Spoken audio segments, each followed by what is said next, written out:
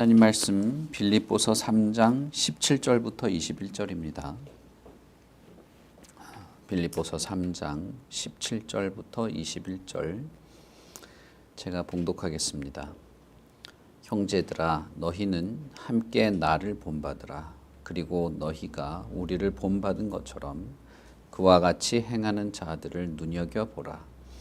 내가 여러 번 너희에게 말하였거니와 이제도 눈물을 흘리며 말하노니 여러 사람들이 그리스도의 십자가의 원수로 행하느니라. 그들의 마침은 멸망이요 그들의 신은 배요 그 영광은 그들의 부끄러움에 있고 땅의 일을 생각하는지라 자라. 그러나 우리의 시민권은 하늘에 있는지라. 거기로부터 구원하는 자 곧 주 예수 그리스도를 기다리노니 그는 만물을 자기에게 복종하게 하실 수 있는 자의 역사로 우리의 낮은 몸을 자기 영광의 몸의 형체와 같이 변하게 하시리라. 아멘. 바울 사도가 빌립보 교회 성도들에게 형제들아라고 부르면서 자신을 본받으라라고 말합니다.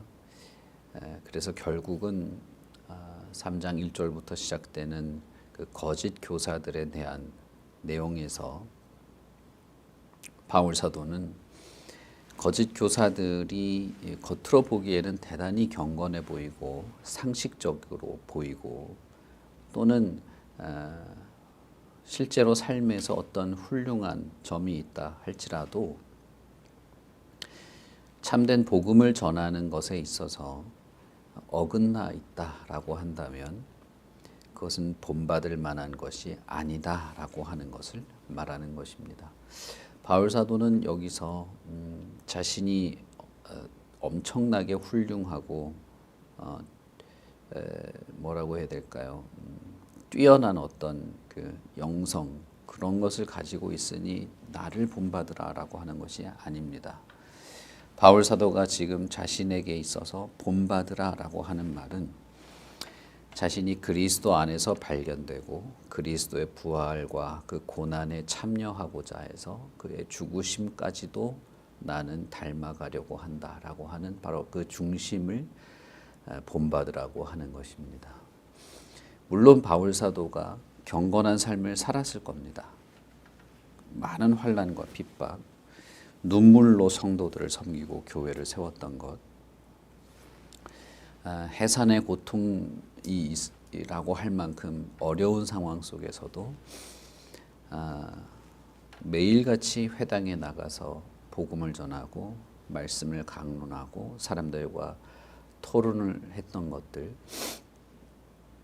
그리고 어떤 성령의 능력을 행하면서 죽은 자까지도 살려냈던 그런 많은 일들이 물론 있죠. 그러나 바울 사도는 그럼에도 불구하고 눈에 보이는 그런 걸 가지고 자신을 본받으라라고 말하는 것이 아닙니다. 우리가 바울의 편지에서 본 것처럼 바울 사도는 사람들에게 이렇게 꺼내놓고 말할 만한 이 앞부분에 앞단락에 있는 유대에서 온 거짓 이 교사들에 비교해서 그들 못지않게 꺼내놓을 만한 육체적 자랑거리가 많은 사람이었습니다. 그러나 그리스도를 자랑으로 여기고 육체를 신뢰하지 않고 내가 그리스도를 닮고 그리스도와 동행하고자 하는 면에 있어서는 죽는 것조차도 나는 그렇게 닮아가고 싶다고 했던 것과 비교해 보자면 눈에 보이는 이 껍데기는 그렇게까지 자랑스럽지 않고 오히려 나는 배설물처럼 여겨진다. 그리스도에게 비교했을 때 그런 겁니다. 그런 마음의 중심을 본받으라라고 하는 것입니다. 바울 사도는 나중에 이제 고린도 교회 성도들이나 이런 사람들, 그 사람들도 눈에 보이는 이 외모에 많이 마음을 빼앗겼죠. 그래서 어떤 은사, 성령의 은사라고 하는 것들, 방언을 하거나 통역을 하거나 어떤 그런 신비한 능력의 마음을 사로잡혀서 교회가 완전히 혼란스러웠죠. 그것도 거의 빌립보 교인들과 비슷한 상황인 겁니다. 겉으로 드러나는 어떤 그런 것들이죠. 그때도 바울 사도는 내가 하늘에 안 갔다 와 본 줄 아느냐. 내가 3층 천에도 갔다 왔다. 그런데 이게 하나도 당신들에게 유익하지 않다. 그런 거 말하는 거 하면서 바울 사도는 많은 그 은사에 대한 내용들을 쭉 얘기하지만 사랑보다 더 뛰어난 게 있겠느냐라고 하면서 고린도 13장에서 사랑이 최고다 이런 말을 하게 됩니다. 골로새서에서는 믿음이 최고다, 소망이 최고다 이런 말들을 하죠. 우리가 읽는 로마서에서는 믿음이 최고인 것처럼 그렇게 말합니다. 그러니까 여러분 믿음, 소망, 사랑 중에 사랑이 최고다라고 하는 말은 그 고린도 상황의 맥락 속에서 좀 이해할 필요가 있습니다. 어쨌든 그때도 바울 사도는 인간의 내면에 역사하는 그리스도, 그 그리스도를 끝까지 붙잡는 것을 말하게 되죠. 바울 사도는 여기서 나를 본받으라 라고 할 때 우리가 빌립보서를 읽어왔던 그 바울의 중심을 말하고 있는 것입니다. 당신들이 우리를 본받는 것처럼 바울과 디모데를 본받으려 하는 것처럼 그렇게 행하는 자들을 잘 돌아보라, 잘 눈여겨보라 라고 권면하면서 그렇게 할 때 분명한 어떤 그 분별력, 어떤 통찰력을 얻을 수 있게 될 터인데 그건 무엇이냐 하면 그리스도를 중심에 두고 살아가는 사람, 지금 바울이 말하는 나를 본받는 그런 모습과 그렇지 않은 거짓 교사들의 그 외모, 그 겉으로 드러나는 그리스도 없이 경건의 껍데기만 가지고 있는 자들에 대한 분명한 구별이 가능할 것이라는 겁니다. 그래서 18절에 보시면 내가 여러 번 너희에게 말하였거니와 이제도 눈물을 흘리며 말하노니 여러 사람들이 그리스도의 십자가의 원수로 행한다라는 것이죠. 이 18절은 물론 이방인들, 하나님을 알지 못하는 불신자들에 대한 내용을 말하는 것이기도 합니다. 그러나 그것뿐 아니라 앞서 거짓 교사들, 입으로는 예수를 말하는 것 같지만 실제로는 예수가 그의 중심에 없는 사람들, 그래서 할례를 의지하고 자신의 육체의 경건에 오히려 근거를 두고 그리스도가 아닌 자기 자신을 자랑하며 살아가는 사람들도 포함되어 있는 것입니다. 바울 사도가 당신들 형제들은 나를 본받으십시오. 그리고 잘 눈여겨 보십시오. 그러면 알게 될 텐데 많은 사람들이 그리스도의 십자가의 원수로 행한다는 것입니다. 그들의 마침은 멸망이고 그들의 신은 패고 그 영광은 그들의 부끄러움에 있고 땅의 일을 생각하는 자들이다라는 것입니다. 18절과 19절에 언급되었던 이것이 물론 불신자들을 포함하고 있겠지만 그러나 또 한편으로는 교회라는 울타리에 있고 혹은 기독교라는 울타리에 들어와 있는 것처럼 보이지만 그러나 중심이 그리스도로부터 먼 사람들, 바울 사도는 그들에 대하여서 어떤 중립 지역에 있는 사람처럼 묘사하지 않습니다. 바울 서신을 읽어보시면 여러분들 정말 그런 걸 많이 느끼실 텐데 그리스도인, 그래서 예수 그리스도를 사랑하는 사람과 그렇지 않은 사람 두 개밖에 없어요. 중간을 말하지 않습니다. 회색지대 같은 사람을 바울은 상상조차 하지 않아요. 그래서 그리스도를 사랑하거나 그리스도의 원수거나 둘 중에 하나인 겁니다. 그리스도의 그 진리의 은혜 안에서 살거나 저주받거나. 그래서 바울 사도의 표현을 보면 복음에 대해서 왜곡하고 진리를 어그러뜨리고 입으로는 구원을 말하고 성경을 말하는 것 같아 보이고 같은 회당의 공동체에 들어와 있는 것처럼 보이고 율법을 잘 아는 것처럼 보여도 그리스도와 무관한 삶을 살거나 그런 태도를 가지고 있거나 그리스도가 여전히 자신의 삶의 주인이 되지 못한 자에 대해서 바울 사도는 극도로 강력한 이 강한 표현들을 씁니다. 압달락에서는 개들이라고 불렀죠. 개 같은 놈들. 여러분 어떻게 그런 말을 쓸 수가 있을까요? 성경에 아예 이런 욕이 적혀 있는 거 아닙니까? 여기서도 보면 바울 사도는 아예 그리스도의 십자가의 원수다라고 말하고 있습니다. 그들은 결국 멸망당할 것입니다. 불신자들만 그렇게 되는 게 아닙니다. 그들은 자기의 욕망이 자신의 어떤 하나님이 되어 있습니다. 욕망과 욕구와 탐욕, 자기만의 목표, 자기만의 행복, 자기가 설정해 놓은 삶의 목표가 그들의 하나님이 되어 있습니다. 그리고 그들이 좋아하는 일, 그들이 재미있어 하는 일, 입만 열면 하는 말들, 생각들은 참 부끄러운 것들이라는 겁니다. 부끄럽다라고 하는 말은 부적절하고 부정한 것이다 라는 의미죠. 입으로는 거룩을 말하는 것 같고 입으로는 다른 사람의 영혼을 염려하는 것처럼 보여도 실제로는 다른 사람의 험담을 하고 있는, 여러분 그런 건 정말 흔합니다.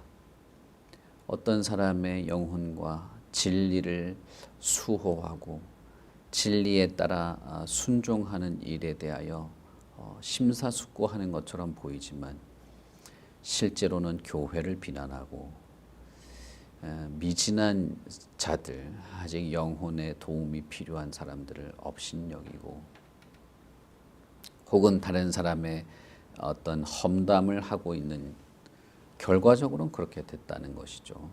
그런데 그걸 그토록 좋아하고 재미있어하고 자신의 영광처럼 내가 그럼으로써 남들보다 조금 더 낫거나 조금 더 영적인 사람처럼 드러내려고 하는 그것, 자신의 몸에 상처를 내는 것을 자기의 영광으로 생각하는, 사실상 그것은 부끄러운 일입니다. 그리스도의 복음을 왜곡시키고 자기를 드러내는 일이기 때문에 부끄러운 것이지만 그들은 그걸 자신의 영광이요 즐기는 일로 삼아 놓은 것이죠.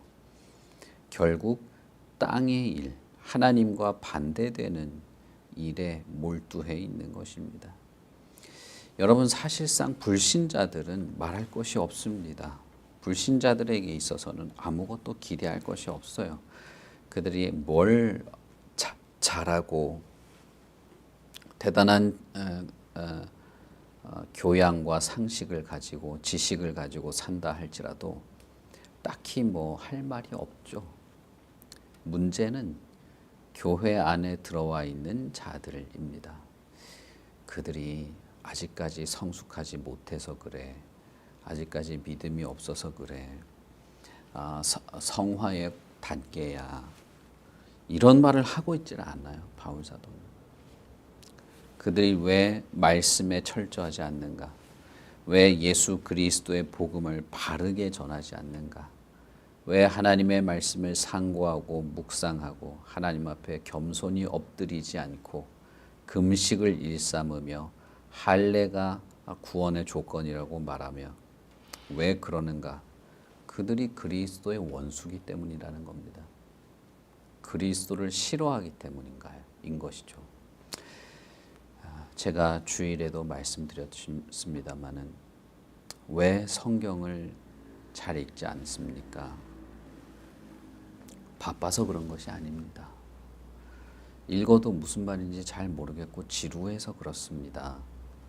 그럴 수 있죠. 그러나 근본적으로는 하나님이 미워서 그런 거예요. 하나님이 싫어서 성경을 안 읽는 겁니다. 자기 자신도 그렇게 생각하지 않을 수 있어요. 그러나 성경을 읽지 않는 것은 하나님을 싫어하는 아주 적극적인 방법입니다. 왜 기도를 잘 하지 않습니까? 그냥 하나님이 싫어서 그런 겁니다. 근본적으로는 그런 거예요. 왜 예배에 충실하지 않습니까? 왜 예배 시간에 망상에 빠지고 갑자기 이 성경과는 상관없는 혹은 그 시간에 전하여지는 말씀과는 상관없는 행동이나 생각들에 빠져 있습니까? 근본적으로는 그냥 듣기 싫어서 그런 것입니다. 여러 이유가 있겠죠. 그러나 근본적으로는 그런 것입니다. 어째서 하나님의 말씀과 거룩한 진리를 말하고 입으로는 경건을 외치면서도 삶에서는 경건한 것이 없습니까? 경건의 능력이 왜 드러나지 않습니까?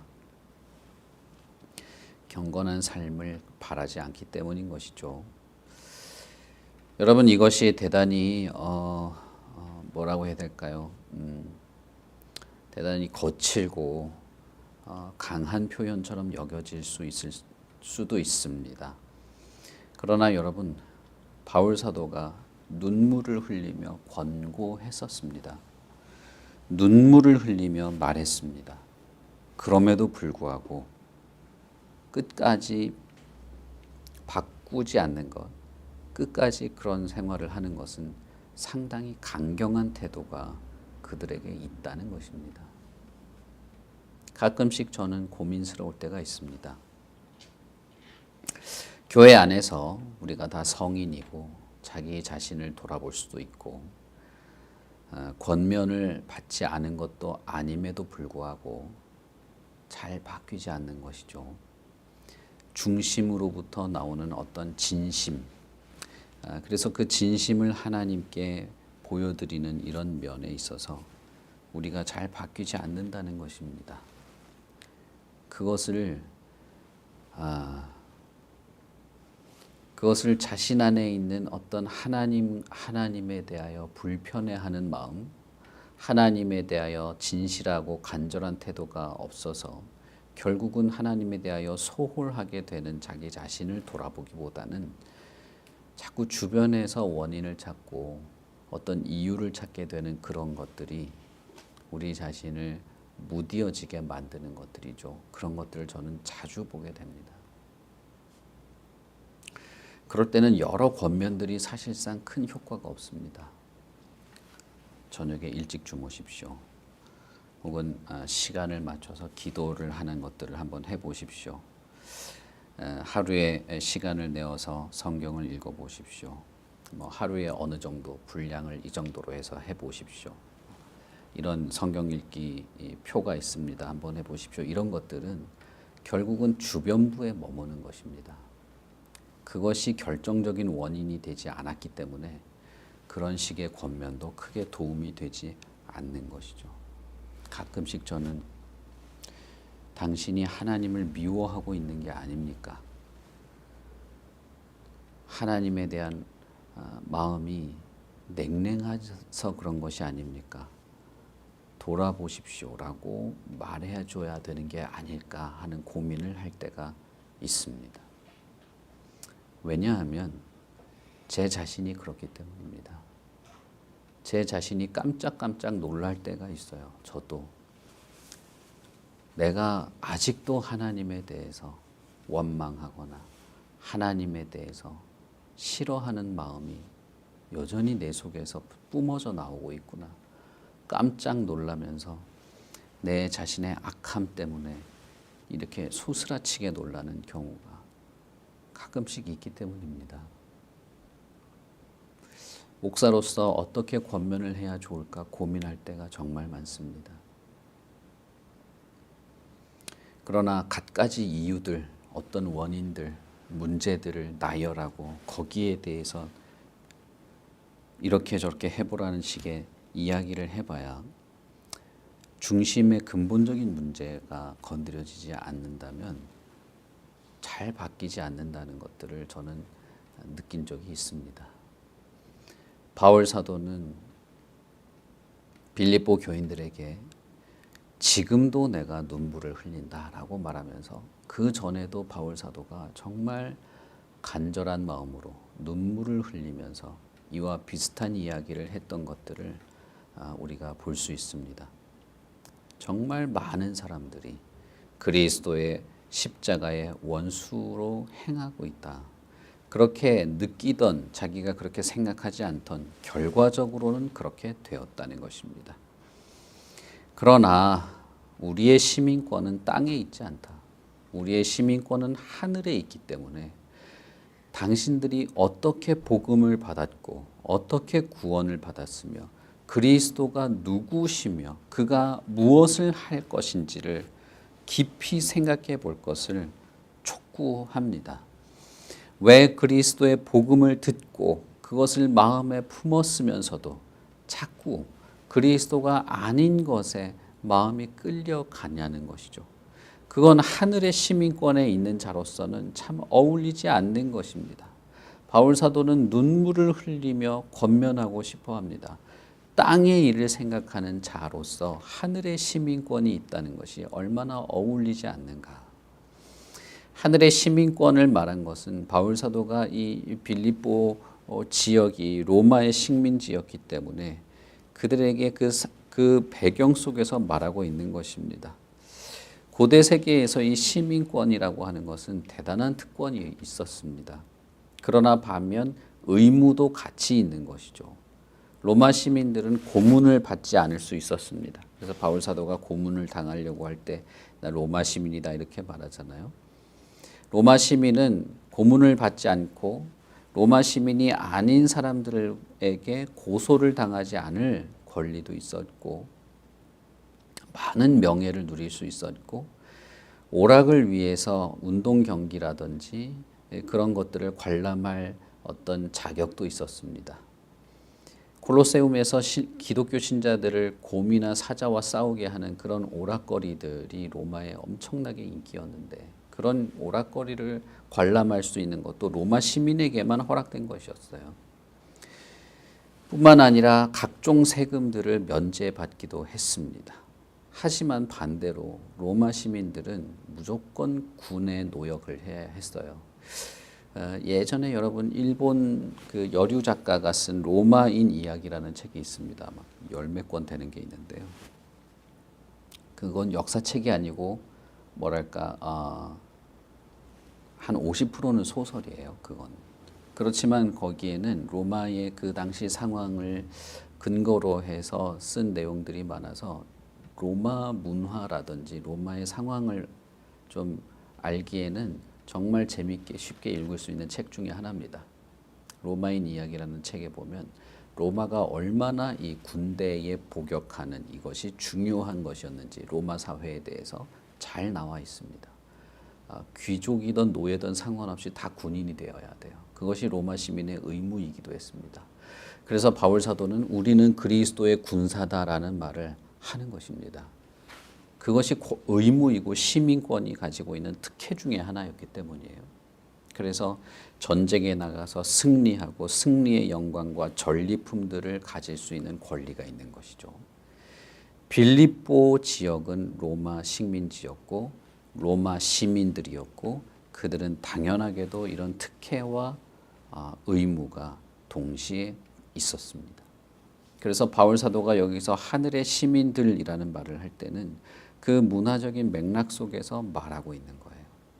당신들은 하늘의 시민으로서의 특혜, 영광스러운 특혜를 누리고 있을 뿐 아니라 그에 걸맞는 의무도 있다는 것입니다. 여러분 사도행전 한번 잘 생각해 보십시오. 바울이 빌립보에 발을 디딜 때 처음 마게도냐 지역에 들어갈 때 사도행전 16장 12절에 뭐라고 돼 있습니까? 그것은 마게도냐의 첫 성이고 로마의 식민지였다. 그렇게 되어 있죠. 로마와 빌립보는 사실상 극과 극입니다. 이 지도상으로 보면. 그러나 빌립보 지역은 마게도냐 지방의 첫 번째 성이었습니다. 그리고 로마의 식민지였다라는 말이 언급되죠. 빌립보 지역은 로마의 첫 번째 황제인 옥타비아누스가 자신을 도와서 군대에서 싸웠던 군인들이 은퇴 후에 살 수 있도록 만들어 놓은 식민지였어요. 그러니까 대단히 중요한 도시 중에 하나였습니다. 그리고 빌립보에 있는 로마 시민들은 대단한 특혜가 있었지만 반대로 그와 그 특혜에 견줄 만한 의무도 같이 있는 그런 도시였던 것이죠. 그런 면에서 빌립보 형제들은 시민권이라는 말이 아주 피부에 잘 와닿았을 것입니다. 하늘의 시민들로 언급했을 때 로마 시민의 이러한 개념을 염두에 두고 말한 것이죠. 빌립보인들은 로마에 살지는 않았지만 로마의 시민이고, 로마에 살지는 않았지만 로마 황제에 충성하는 자들이었고, 시민의 특권과 의무에 대한 것들을 철저하게 알고 있는 사람들이었습니다.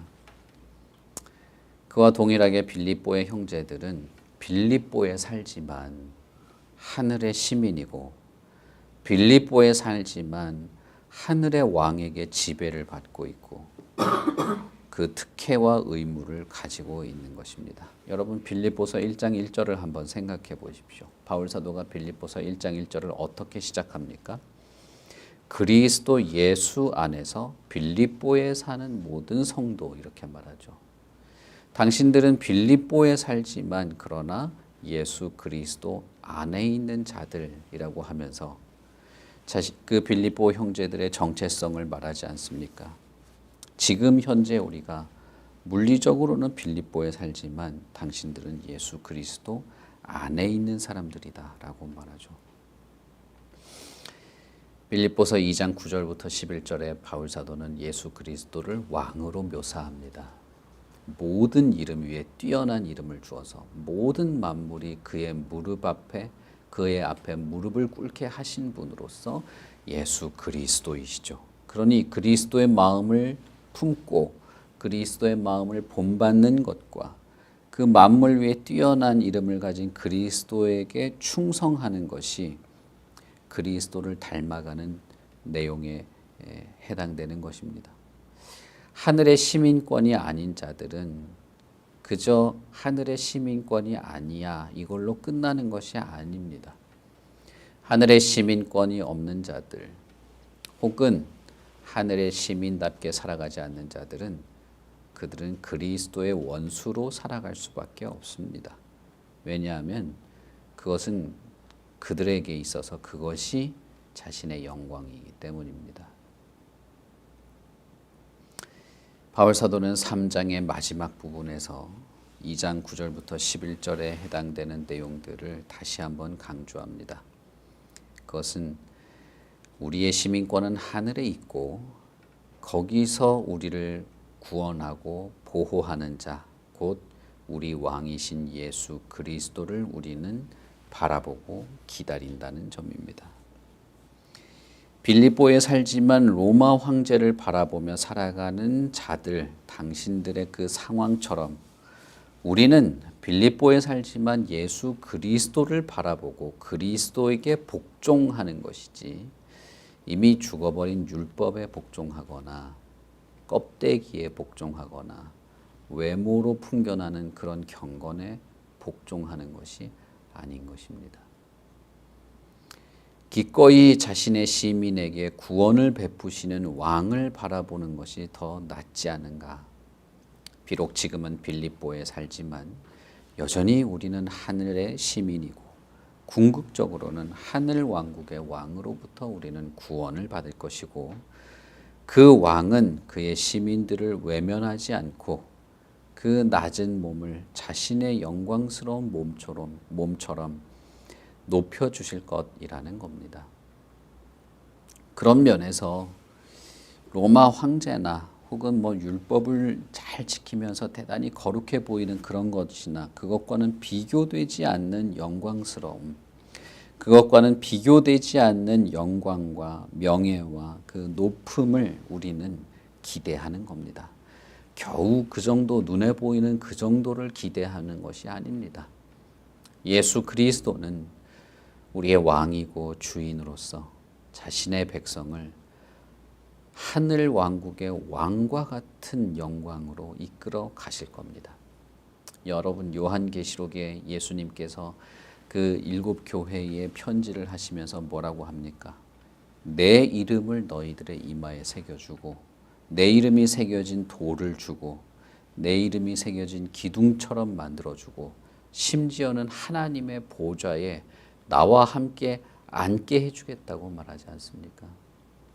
그러면서 요한계시록에서 흰옷 입은 모든 성도는 그리스도와 함께 왕과 같은 자격으로 왕 노릇을 하며 살게 될 것입니다.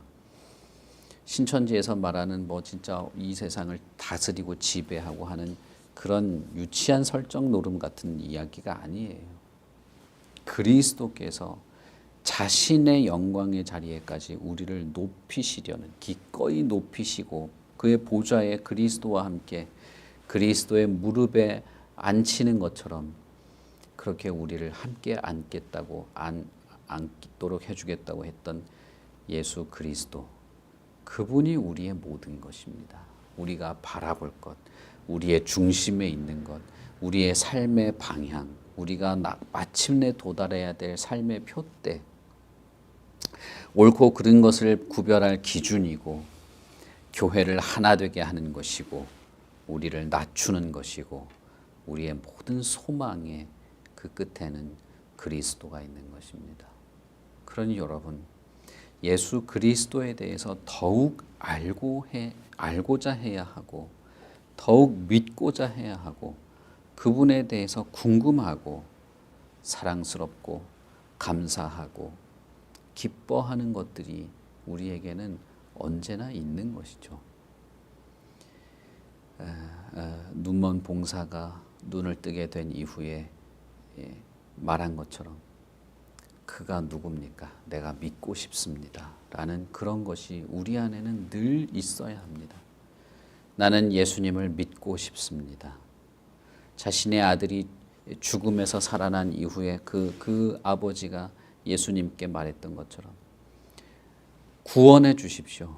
나와 내 아들을 구원해 주십시오. 나의 믿음 없음을 용서해 주십시오. 라고 하는 이 마음이 우리 안에는 늘 있어야 합니다. 주님, 당신은 누구십니까? 내가 정말로 믿고 싶습니다. 정말 그 믿음이라는 것이 정말 풍성하고 깊어지고 싶습니다. 그것이 우리 안에는 항상 있는 것이죠. 바울 사도는 그것을 본받으라고 말하고 있는 것입니다. 여러분, 빌립보 교회처럼 우리도 여러 어려움과 연약함과 그 흔들리는 것 속에서 신앙생활을 이어갈 수밖에 없을 것입니다. 그러나 우리가 이것 하나를 같이 할 수 있으면 좋겠어요. 예수 그리스도의 마음을 품고 서로 한 마음과 한 뜻으로 신앙의 협력을 하면서 오직 예수 그리스도께 충성하고 순종하는 하늘의 시민으로 살아가는 것을 우리가 서로 협력하고 도우면서 같이 성장해 나아가면 그렇게 되기를 바랍니다. 우리 같이 기도하겠습니다. 하나님 아버지, 은혜를 감사합니다. 참으로 하나님, 우리는 이 땅에 살지만 그러나 우리는 하늘의 시민인 줄 믿습니다. 비록 우리가 2023년에 대한민국이라는 이 사회의 소시민으로 살아가지만 우리의 영광은 그리스도에게 있습니다. 우리는 하늘의 일을 생각하는 자들이고 또 그렇게 살고 싶고 우리 안에 역사하는 예수 그리스도의 그 모든 신령한 은혜 안에서 위로와 만족과 소망과 생명을 누리며 살아가고 싶습니다. 하나님이여 우리를 지켜주시고 돌보아 주시옵소서. 예수 그리스도께서 우리 안에 역사하고 계시고 우리의 마음의 문을 두드리며 주님을 알고 믿고 영접하는 자들과 함께 영원토록 먹고 마시겠다고 했던 그 말씀이 사실인 것을 믿고 알고 있습니다. 우리가 살아가는 이 사회가 너무나 복잡하고 하나님을 원수처럼 여기는 사회이기 때문에 우리는 더욱이 하나님의 보호가 필요하고 그리스도의 은혜와 그 영광이 필요하고 성령의 도우심, 성령의 능력이 필요합니다. 무엇보다도 하나님의 거룩한 교회 안에서 우리 각 성도와 형제와 지체들이 서로를 위하여 기도하며 자기뿐 아니라 남도 돌보아 주고 겸손하게 한 마음과 한 뜻으로 우리의 믿음의 성장, 우리의 그리스도를 아는 지식의 성장, 겸손하고 참된 마음으로 하나님의 자녀답게 살아가는 모든 삶에 우리가 함께 해 나가는 이 일들을 할 수 있게 되기를 바랍니다. 오 하나님, 우리 안에 참되고 거룩한 마음을 주시고 복음 진리에 어두워지지 말게 하시고 우리의 영혼이 식어지지 않도록 늘 성령의 충만한 은혜를 베풀어 주시되 교회 안에서 이 거룩한 공동체 안에서 이 일이 이어져 가도록 한 사람 한 사람을 하나님께서 붙잡아 주시옵소서. 우리 아이들을 하나님께서 생각하여 주시고 참되고 거룩한 믿음의 자녀로 하나님의 거룩한 백성으로 바르게 자라나게 하시고 참 하나님의 보시기에도 그리고 교회 앞에서도 기쁘고 칭찬받을 만한 성도로서 바르게 자라날 수 있도록 또한 지켜주시옵소서. 감사합니다. 예수님 이름으로 기도합니다. 아멘. 하늘에 계신 우리 아버지여, 이름이 거룩히 여김을 받으시오며 나라의 마옵시며 뜻이 하늘에서 이룬 것 같이 땅에서도 이루어지이다. 오늘날 우리에게 일용할 양식을 주옵시고 우리가 우리에게 죄 지은 자를 사하여 준 것 같이 우리 죄를 사하여 주옵시고 우리를 시험에 들게 하지 마옵시고 다만 악에서 구하옵소서. 대개 나라와 권세와 영광이 아버지께 영원히 있사옵나이다. 아멘.